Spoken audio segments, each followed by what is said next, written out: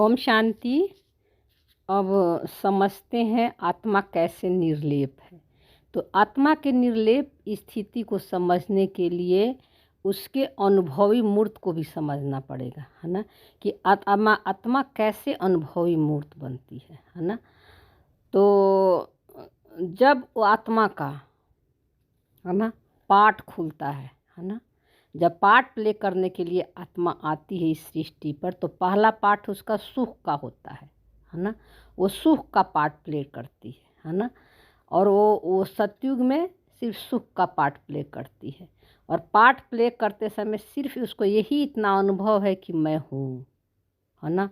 Body mind के कुछ भी मूवमेंट हो रहा है उसको ये फील नहीं होता है कि बॉडी मूव कर रही है, संकल्प आ रहे हैं, फीलिंग आ रही है, इमोशन आ रही है। ये अनुभव सतयुग में नहीं है।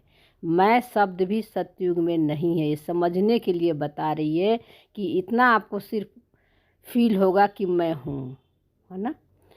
तो बॉडी फील कर रही है, संकल्प भी चल रहा है, लेकिन आत्मा को ये पता है कि मैं चेंज नहीं होती, है ना। संकल्प, फीलिंग, कर्म, इंद्रिय का अनुभव सब चेंज होता है, हाँ, लेकिन आत्मा चेंज नहीं होती है, चेंजलेस है, निरंतर है ये। और इसकी रियलिटी क्या है आत्मा का सत्य क्या है? चेंजलेस है, स्टिल है और साइलेंस है ना। ये आत्मा का रियलिटी है। सतयुग में भी यही उसका रियलिटी है ना। तो इस डिफरेंस को हमें जानना भी बहुत ज़रूरी है ना, कि आत्मा कैसे चेंजलेस है ना, स्टिल है और साइलेंस है। तो स्टिल और साइलेंस कैसे है ये तो आपने समझ ही लिया होगा इसके पहले वाली वीडियो में, है ना। तो अब आत्मा कैसे अनुभवी मूर्त है और फिर कैसे निर्लेप बनती है ना, इसको समझना है। तो संकल्प तो चेंज हो रहे हैं, है ना। मैं चेंज नहीं हो रही हूँ। मैं आत्मा साउंड को और बॉडी को, मूवमेंट को अनुभव कर रही हूँ। बॉडी मूव कर रहा है, आ रहा है, जा रहा है, घूम रहा है ना। और संकल्प भी आ रहे हैं, चेंज भी हो रहे हैं, लेकिन आत्मा स्टिल और साइलेंस है। ये फाउंडेशन है आत्मिक कॉन्शियस का, है ना, कि सारे एक्टिविटी मन में चल रहे हैं, बॉडी में हो रही है, लेकिन मैं स्टिल और साइलेंस हूँ। ये पक्का आपको निश्चय करना पड़ेगा कि यही आप हो, स्टिल और साइलेंस हो, क्योंकि आप आत्मा हो ना, माइंड बॉडी तो नहीं हो, है ना। तो इससे जानना बहुत ज़रूरी है। सोल कॉन्शियस की अनुभूति तभी होगी जब हम अपने स्टिलनेस और साइलेंस को जानेंगे, है ना, कि सारे एक्टिविटी सब कुछ हो रहा है, लेकिन मैं चेंज नहीं हो रही हूँ। ये अभी नाव में आपको संगम युग पर अनुभव करना पड़ेगा, है ना। तो जैसे हम, क्या होता है, हम धोखा कहाँ खा जाते हैं, हाँ, बॉडी में मूवमेंट हो रही है, बॉडी आ रही है, जा रही है ना, और संकल्प भी आ रहे हैं, वो थॉट भी हमें रियल दिखाता है, बॉडी के मूवमेंट भी रियल दिखाता है, लेकिन ये रियलिटी नहीं है ना। ये रियल नहीं है, ऐसा आपको प्रतीत होता है ना, कि मैं थॉट से अलग हूँ, यह समझ आ गया, है ना। आपको ये समझ में आ गया कि ये जो थॉट आ रहे हैं, ये जो बॉडी के मूवमेंट जो आ रही है, इससे मैं अलग हूँ, है ना। सब कुछ हो रहा है, लेकिन मैं इससे अलग हूँ और साइलेंस हूँ और बाबा के साथ कंबाइंड हूँ।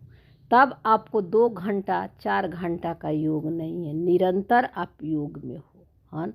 इसी को बाबा कहते हैं कंबाइंड हो। लेकिन कब कंबाइंड है? जब मैं और मेरापन से डिटैच हूँ, माइंड बॉडी के सारे एक्टिविटी से डिटैच हूँ, है ना, कि ये मैं कुछ भी नहीं हूँ, है ना। तब आप अनुभव करोगे, है ना। निरंतर योग का मतलब है मैं स्टिल और साइलेंस हूँ, बॉडी माइंड के मूवमेंट से मैं अलग हूँ, जो आपको मूव करते हुए बॉडी रियल दिखती है ना।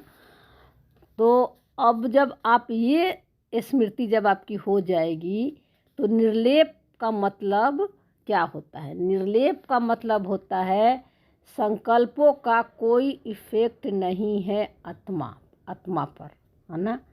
आत्मा पर संकल्पों का कोई इफेक्ट नहीं है। मैं निर्लेप हूँ क्योंकि संकल्पों को आत्मा पावर नहीं देती, है ना। संकल्पों में अब मैं और मेरा नहीं लगाती। तो जब संकल्पों में को मैं और मेरा नहीं लगाती तो वे आत्मा निर्लेप की स्थिति है ना। कुछ समय आत्मा के पाठ में, है ना, कुछ समय जो आत्मा का पाठ खुलता है सृष्टि पर, तो क्या होता है, और आत्मा उसमें पूरी इन्वॉल्व हो जाती है, उसका स्वरूप बन जाती है। कारण कि आत्मा के अंदर इन्वॉल्व होना पाठ में रिकॉर्डिंग है ना। सतयुग त्रेता में तो सुख स्वरूप में पाठ प्ले करती है, सिर्फ अनुभव है उसको कि मैं हूँ, है ना, वहाँ इन्वॉल्व नहीं होती है ना। लेकिन द्वापर से आत्मा क्या होती है, पाठ में इन्वॉल्व हो जाती है, मैं और मेरा लगा देती है ना, हर संकल्पों में। तो परम धाम में आत्मा को तो कोई अनुभव नहीं है ना। लेकिन बाबा कहते हैं ना कि तुम अनुभवी मूर्त हो, है ना। लेकिन मूर्त आत्मा कब बनती है, मूर्ति कब बनती है? जब माइंड के डुअलिटी में आ जाती है, जब आत्मा अनुभवों का स्वरूप बन जाती है ना। तो आत्मा को मूर्त नहीं है ना। लेकिन जब आत्मा अनुभवों से साक्षी हो जाती है ना, तो ये आत्मा अनुभवी मूर्त है ना। यानी माइंड के डुअलिटी से साक्षी हो जाती है तो आत्मा क्या है, निर्लेप है ना। तो रात और दिन, सुख और दुख, दोनों का पाठ जो है आत्मा के अंदर रिकॉर्डिंग है। लेकिन आत्मा अनुभवी मूर्त कब बनती है? वो संगम युग पर बनती है। सतयुग में भी अनुभवी मूर्त नहीं है और त्रेता में भी अनुभवी मूर्त नहीं है, और द्वापर कलयुग में भी अनुभवी मूर्त नहीं है ना। लेकिन आत्मा दोनों युग में अनुभव से पहचान बना लेती है। कौन सी दोनों युग? द्वापर और कलयुग में, है ना। और सतयुग में तो वो बाप समान रोल प्ले करती है ना। द्वापर में पहचान बनाती है ना, सतयुग में तो संकल्प है ही नहीं, तो क्या पहचान बनाएगी? माइंड बॉडी का तो भान है ही नहीं, है ना। लेकिन अनुभव बनकर पार्ट प्ले करती है। सतयुग में सुख का पार्ट प्ले करती है, द्वापर कलयुग में सुख और दुख दोनों का पार्ट प्ले करती है। सब रिकॉर्डिंग है आत्मा के अंदर। लेकिन संगम युग पर रात और दिन दोनों से डिटैच है। यानी संगम युग पर रात और दिन दोनों से पहचान नहीं बनाती है। सतयुग कलयुग दोनों में आत्मा ने पार्ट प्ले किया है। द्वापर कलयुग में पार्ट से पहचान बना लेती है ना, कि ये पार्ट है और मैं हूँ। क्योंकि द्वापर में आत्मा गहरी नींद में सो जाती है, और सोना भी एक पार्ट है उसका, ये भी रिकॉर्डिंग है ना। क्योंकि द्वापर में सो जाती है, सतयुग में तो जागृत अवस्था में पार्ट प्ले करती है, तो किसी संकल्पों को पावर नहीं देती है, और द्वापर में वो सो जाती है। ये भी रिकॉर्डिंग है आत्मा को, जरूरी है ये पार्ट प्ले करना, है ना। जैसे कि मान लीजिए कि हमारी बॉडी का नाम है किरण। अब किरण समझकर हम द्वापर से चलना शुरू कर देते हैं, पार्ट प्ले करना शुरू कर देते हैं। लेकिन ये भी एक पार्ट है, ये भी रिकॉर्डेड है, ये करना पड़ेगा, है ना। क्योंकि बाबा ने बोला है कि राम और रावण दोनों रहेंगे तभी तो मेरा आना होगा, नहीं तो मैं आऊँगा कैसे। सोने का पाठ खुलता है ना, आत्मा जब सो जाती है वे पाठ खुलता है द्वापर में और कलयुग में ना। इन दोनों में आत्मा सो जाती है। फिर कौन चलाता है? मन चलाता है। आत्मा का सत्य क्या है? तो उसका सत्य है सुख दुख, हार जीत, जय पराजय, सफल असफल, दोनों से परे है ना। ये दोनों पार्ट आत्मा के अंदर है, लेकिन आत्मा इन दोनों पार्ट से अलग है ना। संगम युग में आत्मा के सारे संस्कार क्या होते हैं? फिर इमर्ज होते हैं, है ना। क्योंकि सतयुग त्रेता में तो सारे पार्ट का स्वरूप बन के पार्ट प्ले करी, है ना। और संगम युग पर अब सारे पार्ट, सारे युगों के संस्कार सब इमर्ज होंगे, लेकिन आत्मा सारे संस्कार को, सारे पार्ट को साक्षी होकर देखती है अपने अब्सोल्यूट सत्य में कि मैं जो हूँगी, मैं सत्य हूँ, और जो हो रहा है माइंड बॉडी में, जो संकल्पों के रूप में जो सब संस्कार आ रहे हैं, वो मैं नहीं हूँ। ये संगम युग पर आत्मा अपने सारे अनुभवों को साक्षी होकर देखती है, किसी से पहचान नहीं बनाती है। और संगम युग पर ही आत्मा इसीलिए अनुभवी मूर्त बनती है, और अनुभवी मूर्त आत्मा ही निर्लेप होती है ना, क्योंकि किसी में मैं और मेरापन नहीं है। ब्रह्मा बाबा का यही शुरू से पुरुषार्थ था। तो अपने सत्य में रहकर अब हमको क्या करना है? अपने सत्य में रहकर सारे संकल्पों को देखेगी आत्मा, है ना। और कौन देखेगी? जो आत्मा इसमें मैं और मेरा नहीं लगाएगी, है ना। तो साक्षी होकर देखने वाली आत्मा निर्लेप है। इसी को बाबा अनुभवी मूर्त भी कहते हैं। अब हम इसको प्रैक्टिकल जीवन में कैसे देखें, इसको समझते हैं, है ना, कि आत्मा निर्लेप है और अनुभवी मूर्त है। जैसे मान लीजिए कि हमें कहीं जाना है, हम कहीं जा रहे हैं, हमें स्टेशन जाना है और घर से ही हम लेट हो गए, है ना, और ट्रेन का टाइम हो गया। अब मन तो बोलना शुरू हो गया, है ना। मन में संकल्प आया, तुम तो लेट हो गई, ट्रेन छूट जाएगी, फिर दूसरा ट्रेन मिलेगी कि नहीं मिलेगी, माने बहुत सारे मन बोलने लगता है। फिर दूसरा मन भी, ज्ञानी मन भी वहाँ एक्टिव हो जाता है। वो क्या करेगा? ज्ञान को पॉइंट लगाकर समझाएगा, कोई बात नहीं, कल पहले भी हुआ था, ड्रामा रिपीट हो रहा है ना, इसे पहचान नहीं बनाना है ना। ये सब दोनों बातें मन के अंदर चल रही है ना। आत्मा इन दोनों को साक्षी होकर देखती है ना। दोनों थॉट को साक्षी होकर देखती है, जो निगेटिव बोल रहा है उसको भी और जो पॉजिटिव बोल रहा है उसको भी। दोनों को पावर नहीं देगी, है ना। अगर आत्मा इन संकल्पों को पावर दे दी तो उसकी शक्ति डिप्लीट होगी। कैसे डिप्लीट हो जाती? स्टेशन पहुंचते पहुंचते उसको, है ना, अगर ट्रेन मिल भी गई, नहीं भी उसको छूटी, मिस नहीं हुई ट्रेन, तो भी उसने इतना रास्ते भर में संकल्प चला लिया ना कि मन जो है, क्या कहते हैं, मन बहुत भारी हो गया, है ना। घबराहट भी होने लगती है, बेचैनी भी होने लगती है, जब आत्मा उसको पावर दे देती है ना। तो निर्संकल्प क्या आत्मा बाबा के साथ साइलेंस होकर, है ना, इस दोनों खेल को देखेगी। गुड और बैड दोनों मैं नहीं हूँ। आत्मा दोनों से साक्षी है ना। क्यों? क्योंकि आपको पता है आत्मा निर्संकल्प है, और ये जो संकल्प आ रहे हैं ये मन बोल रहा है ना। तो संकल्प के साथ फीलिंग भी है, लेकिन आत्मा दोनों से साक्षी होगी, क्योंकि आत्मा स्टिल है ना। परम धाम में जैसे कोई संकल्प नहीं है ना, कोई फीलिंग नहीं है, कोई इमोशन नहीं है ना। तो वहाँ क्या है? कोई अनुभव नहीं है ना। लेकिन वही परम धाम वाली स्थिति हमें अभी नाव में बनानी है ना, क्योंकि परम धाम की स्थिति ही मेरा रियल सत्य है ना। लिविंग बीइंग आत्मा है, आत्मा लिविंग बीइंग है, कॉन्शियस है, और संकल्प एनर्जी है। तो जब कॉन्शियस संकल्पों को पावर देगी ना, तब उसके वो संकल्प जो है एक्टिव हो जाएगा, नहीं तो लाइफलेस है, उनमें कोई पावर नहीं है। कॉन्शियस अगर उसको पावर नहीं देगी तो, है ना। और जब आत्मा पावर दे देती है संकल्पों को, मैं और मेरा लगा देती है, तो सफरिंग भी करती है ना। दुख और सुख फिर दोनों का उसको स्वरूप बनना पड़ता है।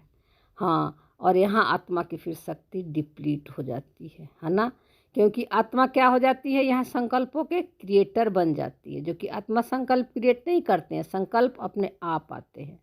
आत्मा तो निर्संकल्प है, तो क्या क्रिएट करेगी? तो इसी को बाबा कहते हैं कि तुम योगी से फिर क्या बन जाते हो? योद्धा बन जाते हो। अपने को संकल्पों का क्रिएटर समझ लेते हो। अब संकल्प ही संकल्पों में आप युद्ध करते हैं, लड़ते हैं, फिर तुमको हटाने मिटाने के लिए फिर तुम ज्ञान की पॉइंट लगाते हो तो और एक अलग से संकल्प बना लेते हो। तो यहाँ पर क्या होता है, बाबा कहते हैं तुम चूहा बिल्ली सबको निमंत्रण दे देती हो। बाबा ये संकल्पों को ये सब नाम देते हैं, है ना। तो योद्धा से हम क्या बन गए, योगी बन गए। अपने योगी से हम क्या बन गए, योद्धा बन गए। अपने सीट से हट गए, अपने सत्य के सीट से हट गए। निगेटिव पॉजिटिव दोनों से आत्मा पर रहे। हाँ, क्योंकि आत्मा की तो भाषा नहीं है। आत्मा की भाषा क्या है, साइलेंस। और परमात्मा की भाषा क्या है, साइलेंस, है ना। क्योंकि आत्मा असोचता है, अभोगता है, अकर्ता है। अब जैसे मान लीजिए, उदाहरण से समझिए, भूख लगी है आपको, है ना। अब भूख एक संकल्प है ना। मन क्या है, अनुभव करेगा कि हाँ भूख लगी है। मन में विचार आएगा यानी भूख लगने का। लेकिन आत्मा उस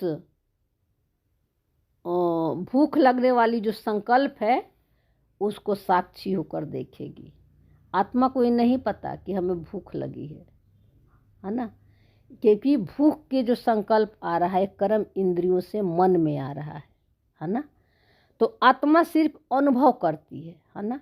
आत्मा मैं भूख हूँ, मुझे भूख लगी है, अगर ये पावर दे दी उस संकल्प का, जो भूख का संकल्प है, तो वे संकल्प क्या होगा, पावरफुल हो जाएगा।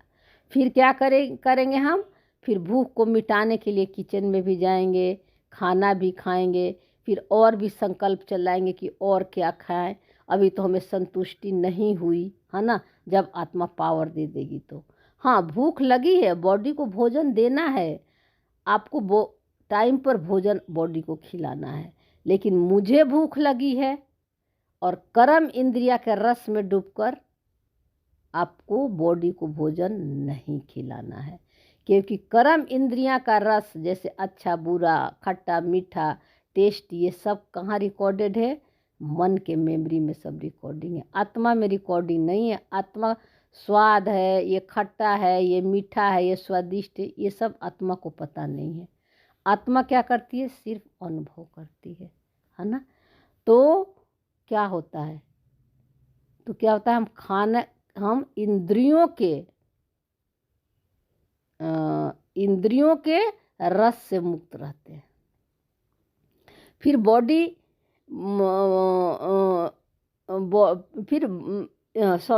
इसी को बाबा कहता है कि योगी का भोजन कम होता है। क्योंकि योगी स्वाद के लिए नहीं खाते हैं, जितना ज़रूरत है उतना बॉडी को भोजन देते हैं और ज़्यादा संकल्प नहीं चलाते हैं, वो बहुत कम खाते हैं, है ना। क्योंकि मन का भूख को जब हम पावर दे देते हैं, है ना, तो क्या होता है, मन तो हमेशा कुछ ना कुछ मांगते ही रहता है। हर 2 घंटे 3 घंटे पर उसको कुछ ना कुछ चाहिए। हमें नहीं देना है, यहाँ पर टाइम पर ही बॉडी को भोजन देना है ना। तो ये आत्मा का निर्लेप स्थिति है प्रैक्टिकल जीवन में भी, है ना। तो इसी को तो बाबा कहते हैं कि आत्मा का सुख अति इंद्रियों से परे है।